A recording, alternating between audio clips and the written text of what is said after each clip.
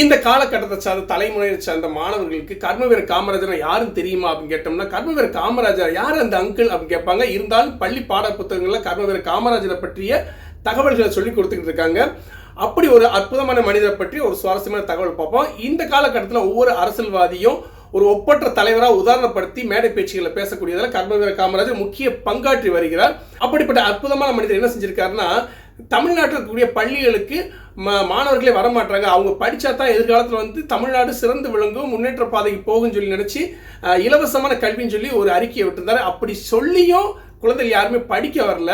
அப்போ என்ன செஞ்சிருக்காரு, ஒரு தடவை காரில் போய்கிட்டு இருக்காரு. அப்போ ஆடு மேய்ச்சிக்கிட்டு இருந்த ஒரு ஆளை பார்த்து கேட்குறாரு, ஏன் உன் குழந்தைகளை கூட வச்சு ஆடு மேய்ச்சிக்கிட்டு இருக்க, மாடு மேய்ச்சிக்கிட்டு இருக்க, இப்போ குழந்தைகளை பள்ளிக்கு அனுப்பலாமே அப்படின்னு கேட்டப்போ அவர் சொல்கிறாரு, நான் என் குழந்தைய கூப்பிட்டு போயிட்டு இந்த மாதிரி ஆடு மாடு மேய்ச்சேன்னா எனக்கு சாப்பாடு கொடுக்குறவங்க அந்த சாப்பாடை வச்சு என் குழந்தைகளுக்கு நான் கொடுப்பேன், பள்ளிக்கூடத்துக்கு உங்களை நம்பி அனுப்பிச்சோம்னா என் குழந்தைக்கு யார் சாப்பாடு கொடுப்பா அப்படின்னு. அப்படிப்பட்ட அற்புதமான மனிதனான காமராஜர் என்ன செஞ்சிருக்காரு, இதை கேள்விப்பட்டதுமே ரொம்பவே அதிர்ச்சி விட்டு தன்னுடைய கதை சட்டையை ஒவ்வொரு மக்கள்கிட்டையும் ஏந்தி ஒவ்வொரு பிரச்சாரம் போட்டுட்டு 1,50,00,000 ரூபா, அந்த காலகட்டத்தில் 1,50,00,000 ரூபா சேகரித்து இலவச மதிய உணவு திட்டம் சொல்லி ஸ்கூல்லேயே போட்டு கட்டணம் இல்லாத கல்வி கொடுக்குறோம் அப்படின்னு சொல்ற ஒரு விஷயத்த அறிக்கையாக கொடுத்தாரு. இதை கேள்விப்பட்ட மக்கள் அனைவரும் அந்த தலைமுறை அத்தனை பேருமே கூட்டம் கூட்டம் படிக்க ஆரம்பிச்சாங்க. அப்படி படிக்க ஆரம்பிச்ச காலகட்டத்திலிருந்து உருவான மனிதர்கள் இன்னைக்கு பல்வேறு துறைகளில் சிறந்து விளங்கிட்டு இருக்காங்க. இதற்கு முக்கியமான காரணம் கல்வி வீரர் காமராஜர்.